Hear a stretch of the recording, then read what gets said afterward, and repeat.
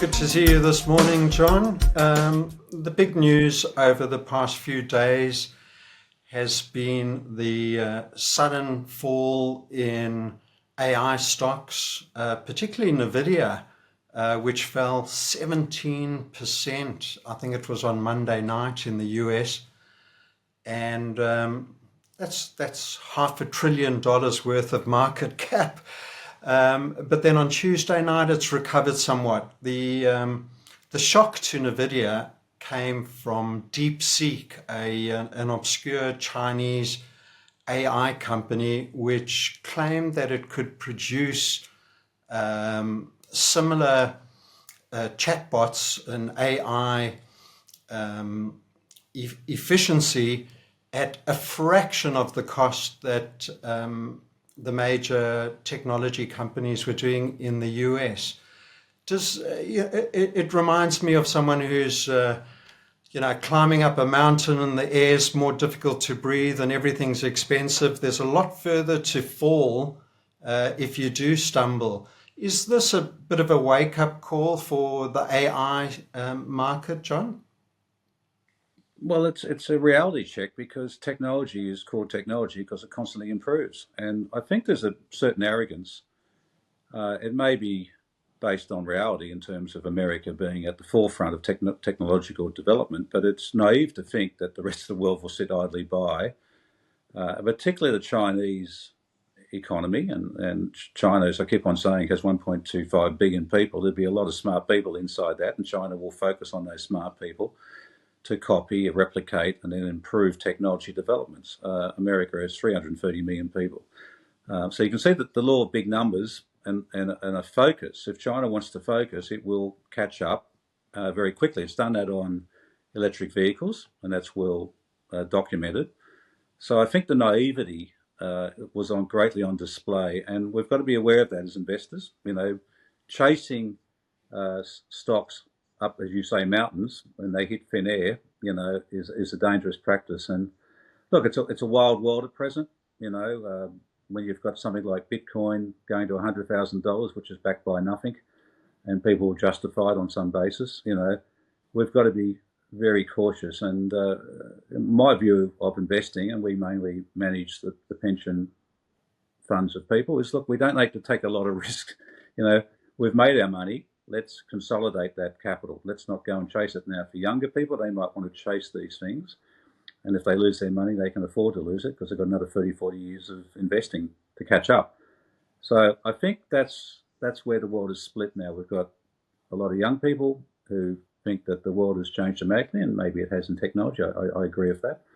But there's a lot of danger in markets and valuations. And when you get people who don't understand value paying prices which are unrelated, you're going to get these pullbacks. And that pullback was substantial, Paul. I mean, I was just looking at it. $1 trillion Australian is, 50% bigger than Australia's Commonwealth debt. That was wiped off in one night. And it just gets me thinking, well, if markets move that quickly, just imagine, I'm not saying it happened, that the promoter of the technology in China, who I understand is a hedge fund, what if they shorted Nvidia before the announcement? They would have got all their money plus some. They would have made more money on doing that than actually building the technology. And I just reflect on that. We're in a very dangerous time in terms of market moves and how it can be manipulated and sentiment manipulated for the benefit of a few. So it is. We need to be very, very cautious. Is the point there? Yeah, John. The ASX has a very different composition to American markets, which are heavily weighted towards technology stocks. So in some ways, the ASX was protected from the after effects. Can you just reflect on that, where our financial sector, the resources sector, they weren't really affected by this?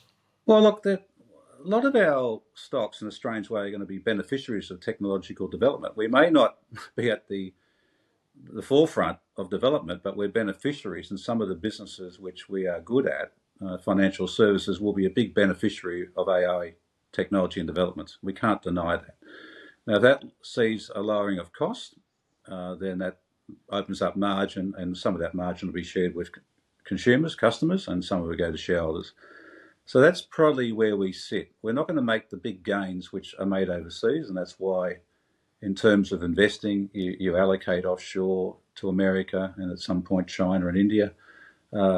They're your offshore investments, but be careful about what you're investing in. Australia is just a docile market, very much yield driven, but a end beneficiary of technological development. Now we can sit back and see what's good technology and what's bad technology. That's the issue. And a lot of technology, as we're seeing, with scamming and online scamming, can lead us down dangerous paths. So, I think Australia can stand back a bit and say, what technology do we want to grab, and what technology do we want to watch and see how it develops? We do have that benefit. It doesn't make us exciting, just gives us some advantage if we want to play to it. Yeah. We're recording this view at 9:30 on Wednesday morning. In a couple of hours, the December CPI data will be released. I think we're looking, the RBA is looking for a trimmed mean to come back from about 3.5 to 3.3. Obviously, we don't know what the result's going to be. Is this something that you're watching closely? And do you think that this is potentially going to allow the RBA to cut rates finally in February? Well, you've got to watch it. I mean, as I said last week, still 3% above the band. Inflation has come down dramatically. It was always easy to cut it from 8% to below 4%. That was going to be an easy. Getting it down from 3.5 to 2.5 is going to be a lot harder. To the government's credit, it's done what it needed to do a bit belatedly in terms of energy rebates and things like that, electricity. It should be doing more. I know the Treasurers and the government's watching it eagerly. They'd love to have an interest rate cut before the election. So I think they're watching it more than I am. They're already arguing for an interest rate cut because I say the inflation rate's going to be. I'd say it's going to be. We're speculating, but the Treasurer was out on TV on the weekend saying the number's going to be good and his work's working. I was saying for 2 years the government needs to, through fiscal policy, move to get the cost of doing business down, because the cost of doing business feeds into inflation and then it feeds into wages claims as workers try to recoup their lost earnings or their lost purchasing power. So it's playing out, as I said. Now, I don't think the Reserve Bank should cut until America cuts and we get American interest rates below Australia. That's just my view. Time will tell. The Australian dollar weakness is a major issue. It's holding up inflation, Paul. As I said numerous times, the petrol price, which goes into every movement of goods and services around Australia, is still sitting, I think, on average around $1.80, $1.90 a litre in New South Wales. It would be nice if that was $1.40, $1.50, but the Australian dollar and the ridiculous way we tax petrol in this country are holding up an essential ingredient of the cost of doing business. So inflation needs to come down further before interest rates. The Australian dollar needs to be a bit higher before we cut interest rates, but it's a Reserve Bank's problem, and a lot of these problems have been caused by the Reserve Bank and the government policy and the slackness, I would suggest, in how they've managed the economy. So with the Australian dollar stuck in that sort of 62 US cent range, a lot of our exporters are making huge money. I mean, if you look at the gold price in US dollars, it doesn't appear to be dramatically surging, but in Australian dollars, at over 4,000 Australian dollars per ounce, the gold miners are doing incredibly well. So, the resources sector should really be booming. Well, there's 2 points about that. You're right. And I go back a long way in markets, and I've never seen that a reaction or lack of reaction like we're seeing in the resources sector with a very weak Australian dollar. It's quite astounding when we look at our major miners. Now, whatever way you cut it, the iron ore price is still $100 US. So the Australian dollar iron ore price has lifted over the last 6 months, yet the miners are just stuck there. The market's being more fascinated by financials, which aren't growing earnings and have no benefit from the Aussie dollar and are hit by the inflation aspects of the Australian dollar. The market is focused on that. which says something about indexing, whereas the beneficiaries of the Australian dollar aren't really moving in the resources sector. There's some industrials which are kicking up reasonably well, ResMed for one, but on the other side of it, CSL is struggling. Yet, common sense tells you it should be revaluing based on the Aussie dollar. So that's probably a recovery coming there. The other aspect of it on gold is, and I was talking to some old heads yesterday, I won't name who they were, but their view is, if there's a shock to the world, and we're trying to work out what would be the shock, and it would be, I'm not forecasting it, but it would be a wake-up call in Bitcoin, similar to what we saw in NVIDIA and ChatGPT in the last few days. If Bitcoin suddenly, fell dramatically, which could happen at any time, could also go up dramatically. That's how ridiculous it is. Where would there be a rush to? Now the US dollar is out of control, printed mindlessly, probably gold. And the interesting thing they said is, we probably should be looking not for gold miners, but for gold explorers, because the most valuable thing you can have is gold in the ground. Probably getting it out of the ground is your problem, the cost of it and the margin you make, but having gold reserves in the ground, and if the gold price surges, the economics of known reserves improves dramatically. So it's just an interesting thought process. It got me thinking. Yeah. So gold in the ground is probably more valuable, if not as valuable as gold in your hand. So interesting thought process there, particularly if the Aussie dollar so weak. Yeah. We've seen the first week or so of the Trump administration. President Trump certainly not sitting on his hands. It's all systems go. He seems well prepared to, make good on his promises. He's deporting so-called illegals. He's arm twisting countries which resist him, like the way he forced Colombia to back down on taking the illegal migrants in. Is Australia at risk from American foreign policy or strong arming us in any way? I mean, where are our vulnerabilities? I don't see us as vulnerable at all. I think that's a red herring. I mean, the art of the deal, which is what Trump talks about, where you've got to have a bargaining chip before you start negotiating. And I think what he's doing is accumulating bargaining chips. So when he sits down with these foreign leaders and these foreign countries, he's got something to negotiate with. And that's how he seems to be playing it. Some happen quickly, as we saw with Colombia. Some will be a little bit slower as he accumulates his collateral, so to speak, to negotiate. So I think China is going to be an accumulation of collateral before we start sitting down there and working that out. But Australia is an ally of America. It's a very important ally, and our situation in the world, south of Asia and south of China, is vitally important. So I don't see us as being anything but a beneficiary. That doesn't mean we can sit back and do nothing. And the big issue I have is Australia needs to be close to both America and China, trade China and support from America. We don't get a lot out of America in terms of trade, and I think that's what the government's been saying, and everyone understands it. We have a free trade agreement with America, which 20 years ago was signed, and we have a major deficit with them. So I think free trade agreements, as Trump is showing, are worthless. And as we saw in COVID with China, they're worthless. I mean, they're just nonsense which politicians come up with. You want bilateral trade where countries work together. So, and I think what America will do with China will open the eyes to Australia and say, look, we need to be trade friendly with everyone. And there's a big opportunity with China, a big opportunity with India. I've been saying that for years now. Australia has to get on the front foot.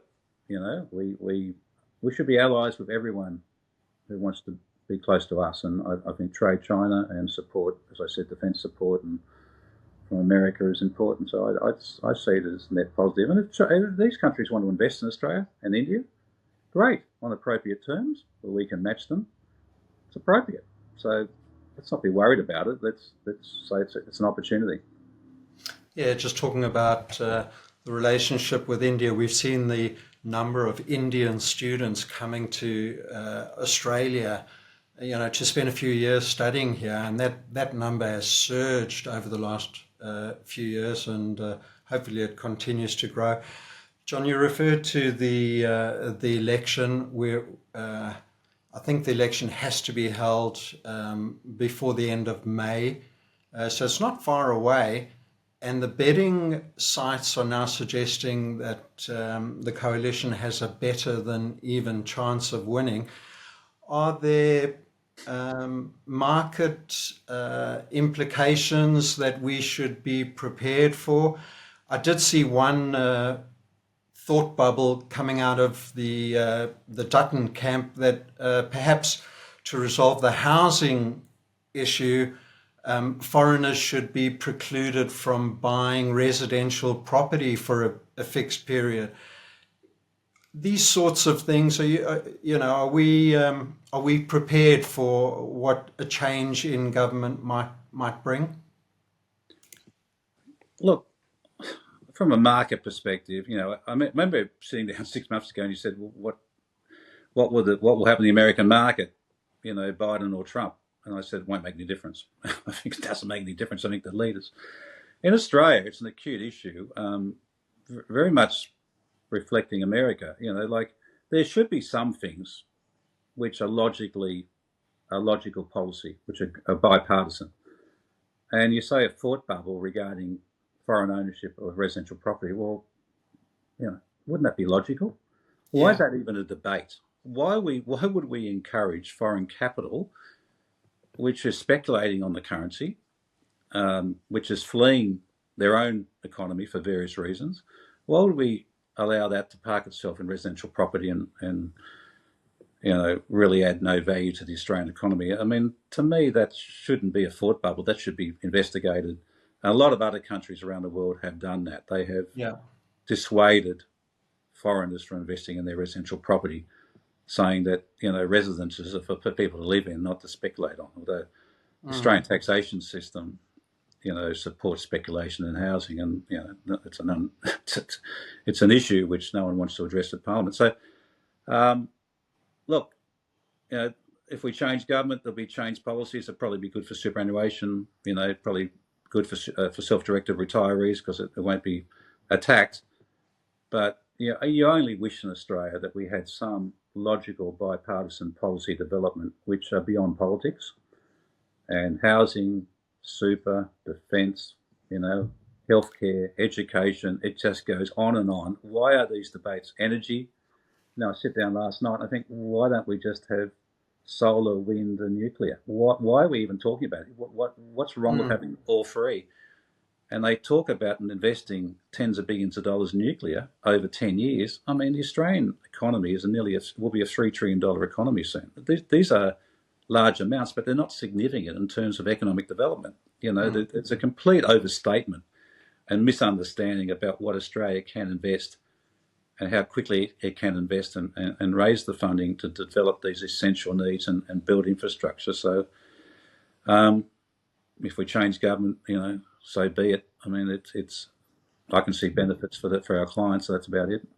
Yeah, I think there would be huge implications for industrial relations. I know people in the mining sector are really angry with some of the changes that were forced upon them, where they couldn't pay according to skill and had to pay workers according to how long they had worked for.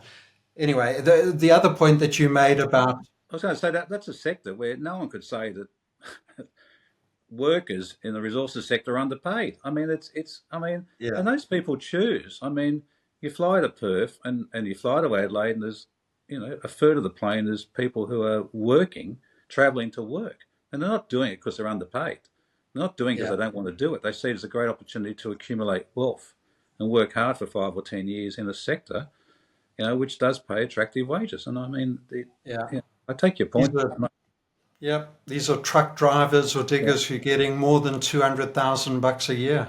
yeah, exactly. John, the one point that you did make, which is staggering, is that Australia, with one of the world's great deposits of uranium, is precluded from selling our uranium to the rest of the world because of political resistance against nuclear energy that was developed decades ago.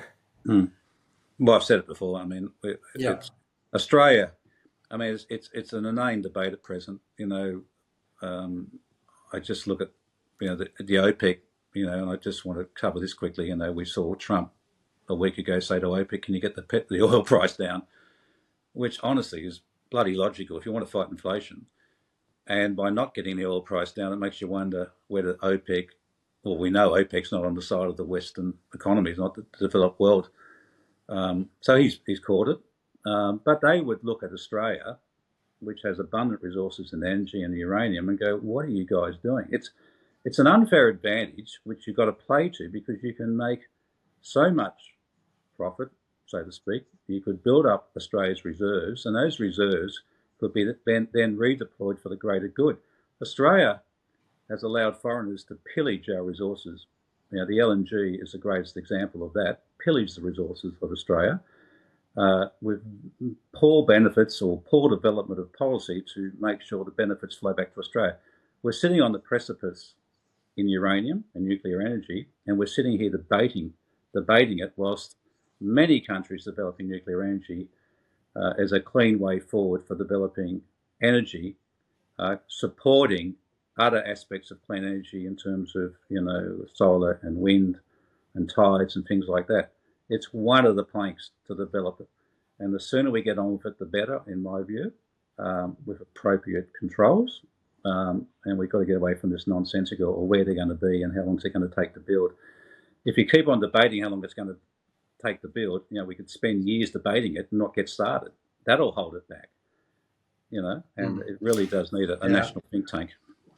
The irony is that we did get bipartisanship on the AUKUS agreement, and the AUKUS agreement completely accepts nuclear-powered submarines. So both parties were happy with nuclear-powered submarines, but not with the uranium mining. Well, I scratched my head, Paul, because that's a 30, 40-year commitment or 30-year commitment, hundreds of billions of dollars, on the assumption that in the next 30 years, technology won't supersede a lot of the things they decided to build today. I mean, it's interesting. I just scratch my head and go, well, really, let's see if it ever gets it done. But it's great. It's great to talk about it, and gives the politicians on both sides of Parliament something to talk about, and how we're aligned to England and America. I mean, honestly.